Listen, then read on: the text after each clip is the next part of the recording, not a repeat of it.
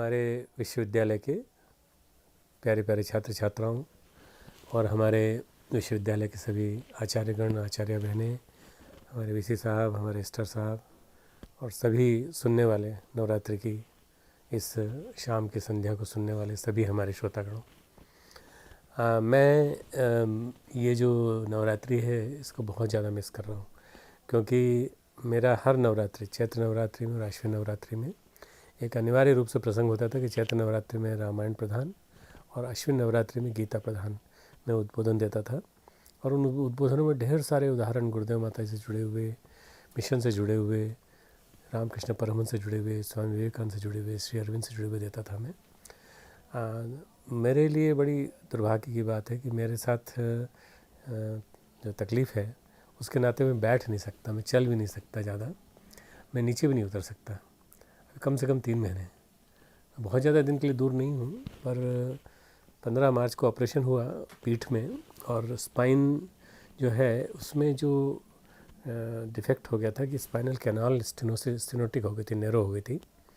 और इसके अलावा मेरे 2-3 जगह से जो रूट्स स्पाइन निकलती हैं, नर्व्स निकलती हैं, वो प्रेस हो रही थी, तो उनकी वजह से बहुत पेन था। तो वो जो पेन था वो तो अब ऑपरेशन के बाद गायब हो गया। जिन डॉक्टर ने ऑपरेट किया उन डॉक्टर ने कहा कि हमने सारा का सारा बिल्कुल पूरा ठीक कर दिया है। 5 घंटे, 5.5 घंटे करीब सर्जरी चली, 1 घंटे बाद होश आया, फिर मैं आईसीयू में रहा करीब 20 घंटे, और उसके बाद से धीरे धीरे मैंने चलना चालू कर दिया। मैं एक्सरसाइज भी करता हूँ सुबह दोपहर शाम। मैं कोशिश करता हूँ कि मेरी मसल्स की स्ट्रेंथ, टोन और मसल पावर बना रहे। मैं जो हॉल जिसमें आप जी से मिलने आते हैं उसमें मैं सुबह दोपहर शाम 4 चक्कर लगाता हूँ और व्यायाम भी करता हूँ जो उन्होंने बताए हैं। मुझे लगता है कि मैं बहुत जल्दी रिकवर हो जाऊँगा। मेरी विल पावर गुरुदेव कृपा से बहुत अच्छी है।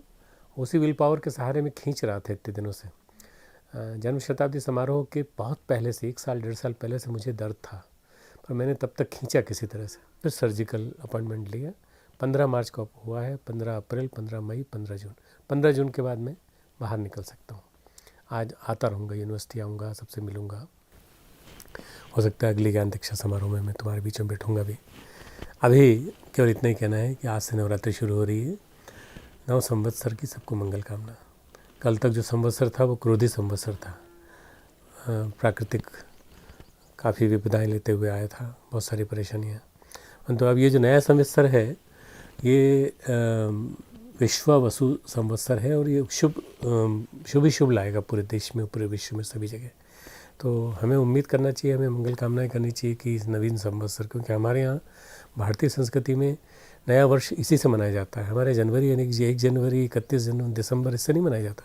हमारे यहाँ चैत्र प्रतिपदा जो सृष्टि का जन्मदिन भी मनाया गया है और मातृशक्ति की धरती पर अवतरण का दिन भी बताया गया। माता धरती पे नहीं आती तो धरती पर जन्म नहीं होता संतानों का। तो हम सब लोग जो हैं मातृशक्ति के भी शुक्रगुजार हैं और ऋषियों के भी, जिन्होंने इस संस्कृति के माध्यम से इसको जन्म दिया।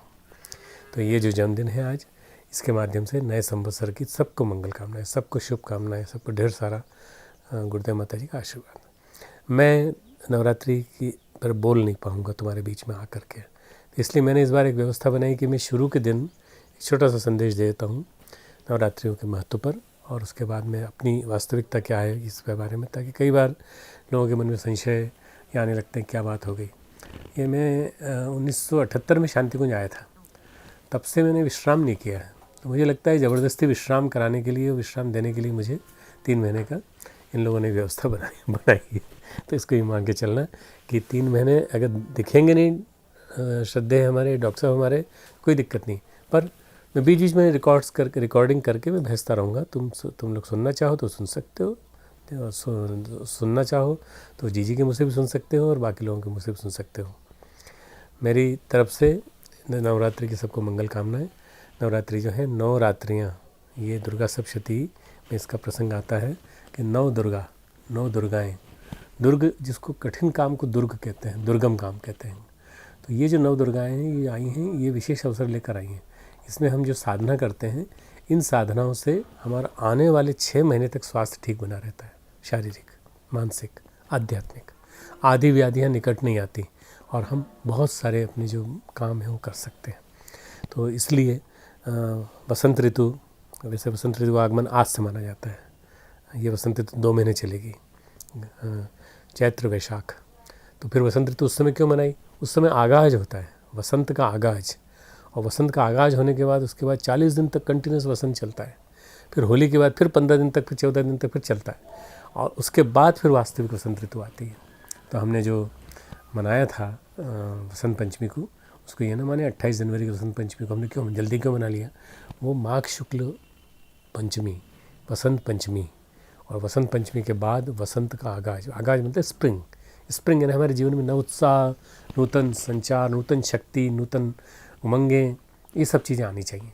इसी पर्व में होली भी आ जाती है। इसी दौरान ढेर सारे पर्व आते हैं और ये बताते हैं कि ठंडक चली गई, अब मौसम बदलने वाला है। मतलब मौसम इस बार बदला भी बहुत ज़्यादा है, और कभी ठंडा कभी गर्म, कभी ठंडा कभी गर्म, बीमार बनाने वाला मौसम। पर भगवान कृपा है कि अब आज के बाद से धीरे धीरे गर्मी बढ़ेगी। गर्मी तुमको अच्छी लगती है कि ठंडक अच्छी लगती है? जवाब तो नहीं सुन पाऊँगा, तुम्हें बोल रहा हूँ। हो सकता है ठंडक बहुत बुरी लगी हो तो गर्मी अच्छी लगेगी, गर्मी अच्छी लगेगी तो गर्मी जैसी ज़्यादा बढ़ने लगेगी तो अगली नवरात्रि आ जाएगी, और उस नवरात्रि में तुमको लेक्चर दूंगा मैं। वो नवरात्रि शारदीय नवरात्रि है, और उस नवरात्रि के बाद ठंडक आ जाएगी, फिर धीरे धीरे ठंडक आना चालू होती है। तो ये जो ऋतु चक्र है ये बड़ा बैलेंस्ड है, बड़ा ऋतु अगर ना हो हमारे जीवन में तो हमारा जीवन अधूरा हो जाए। विदेश में 2 ही ऋतु होती हैं, ठंडक और गर्मी। बाकी तीसरी वर्षा ऋतु अपने आप आती रहती जाती रहती, कभी भी आ जाती, ठंडक में भी गर्मी में भी। हमारे देश में 6 ऋतुएं हैं, और ये बहुत बढ़िया क्रम है कि इन ऋतुओं की संधि क्रम जहाँ 2 जुड़ती हैं उस संधि जॉइंट, जैसे ये मेरा ये हाथ है और ये हाथ का ये हिस्सा है, ये जॉइंट जो है ये बड़ा पेनफुल होता है। ये जो जॉइंट है ये बहुत पेनफुल होते हैं। मेरे जो करोड़रज्जु जिसको कहा जाता है मेरुदंड मार्ग, उसके जो जॉइंट्स हैं बड़े पेनफुल हैं, हिलते हैं। आगे झुकता हूँ तो हिलते हैं, पीछे जाता हूँ तो हिलते हैं, ऐसे जाता हूँ तो हिलते हैं, ऐसे जाता हूँ। तो इनको हिलते समय जो है कि चोट न पहुँचे इसलिए लिगामेंट ने खींच करके बांध रखा है। यहाँ भी लिगामेंट्स हैं, मसल्स हैं, स्प्लिंट का काम करते हैं। स्प्लिंट वो होता है जो फिक्स रखता है किसी चीज़ को। तो ये जो स्प्लिंट है ये नवरात्रि साधना है। इस साधना के प्रभाव से हम अपने जीवन को, अपनी जॉइंट को, अपने ऋतु जो आई है संधि, इस ऋतु संधि को, ऋतुओं के जोड़ को हम नाजुक है, इस दौरान बीमार न बने। ऐसा कहा जाता है कि या तु जान क्रंतु, ऐसे कई राक्षस होते हैं। ये कुछ नहीं होते हैं, मच्छर, वायरस, बैक्टीरिया।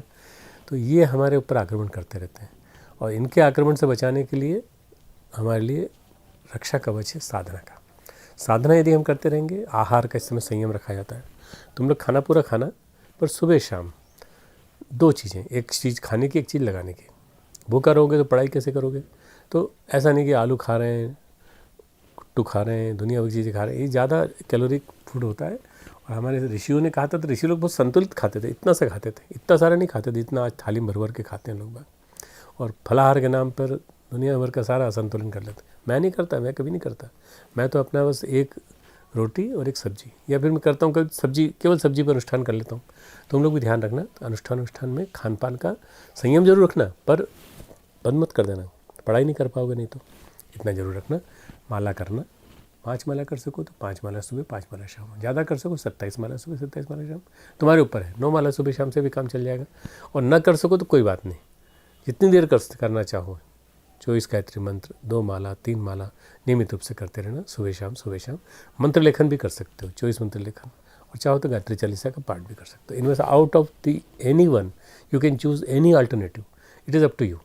बस मैं इस नवरात्रि पर 23 मार्च का दिन है आज, और बड़ा ऐतिहासिक दिन है। तुमको याद होगा 23 मार्च को भगत सिंह, सुखदेव राजगुरु को फांसी लगी थी। ये बलिदान का दिवस है आज। और ये दिवस ऐसा है जो याद दिलाता है कि हमें राष्ट्र के लिए, मिशन के लिए, विश्व में अच्छाइयों को संवर्धन हो, इसके लिए हम कुछ न कुछ करें।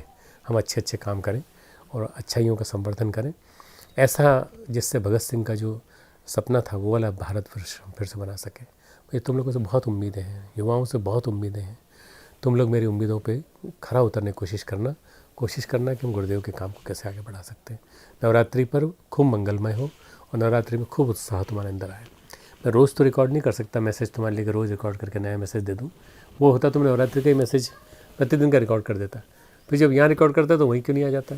पर चलना मुश्किल है, बहुत देर तक बैठना मुश्किल है, दर्द बहुत है। अभी भी तब तक दर्द है जब तक कि 3 महीने का समय समाप्त नहीं हो जाता, तब तक मैं नीचे भी नहीं उतर सकता। मैं तुम्हारे बीच में जल्दी आऊँगा, ज़रूर आऊँगा। तो इस नवरात्रि पर सबको खूब खूब मंगल कामनाएं और सबको ढेर सारे आशीर्वाद।